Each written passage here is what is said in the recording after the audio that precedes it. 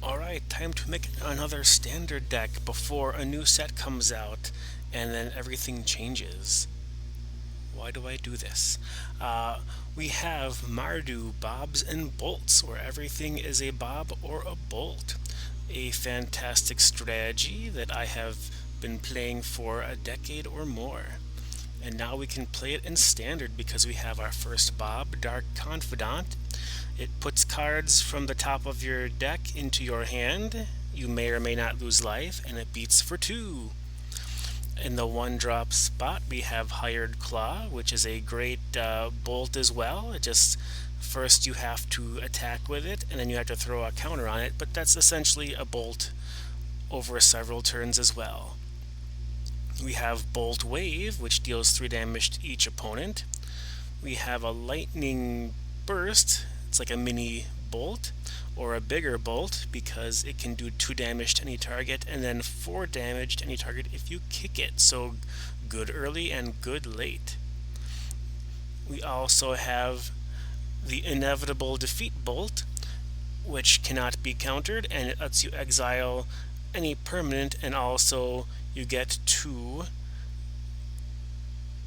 lose your opponent's 3 life and gain yourself 3 life. We also have Heartflame Duelist, which is a bolt stapled onto a creature. That's a 3/1 as well. And you can also gain life from your bolts. Very handy.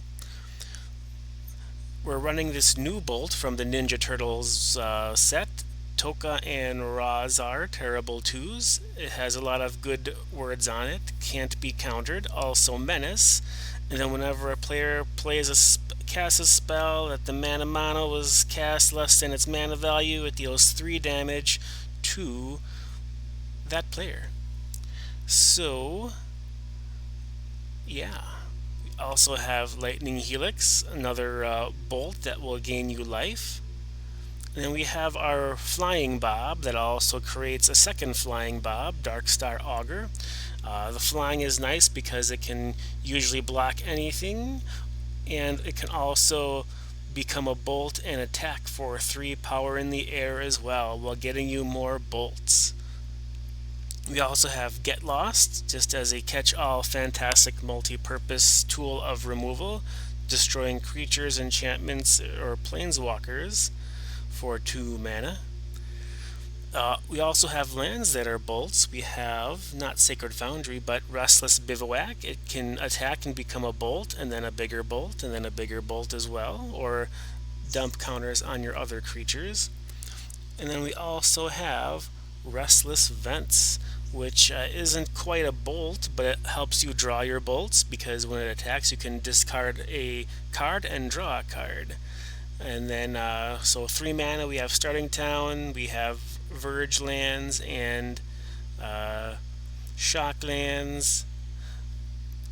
In the sideboard, we have Fire Magic, great removal spell at instant speed shenanigans for aggressive decks. We have Jet's Brainwashing as a way to combat decks that have big finishers. You can take them away and attack back with them, plus whatever other creatures you have. We have Doorkeeper Thrall to shut down those enter the battlefield effects, and also fly over for a bit of damage as well. We have High Noon to slow the game down, because some decks like to play more than 1 spell per turn, and High Noon makes them sad. So we also can do 5 damage to any target, so this is a great way to possibly finish out your opponent with damage. We have Rest in Peace for graveyard shenanigan decks, and then lastly we have Split Up for decks that also have big creatures that are burn spells, sort of run out of gas mid or late game, so Split Up can help get you back into the game.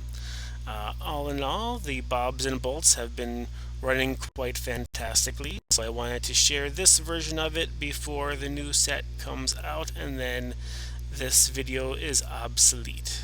Isn't magic fun? Thanks for watching and have a great day.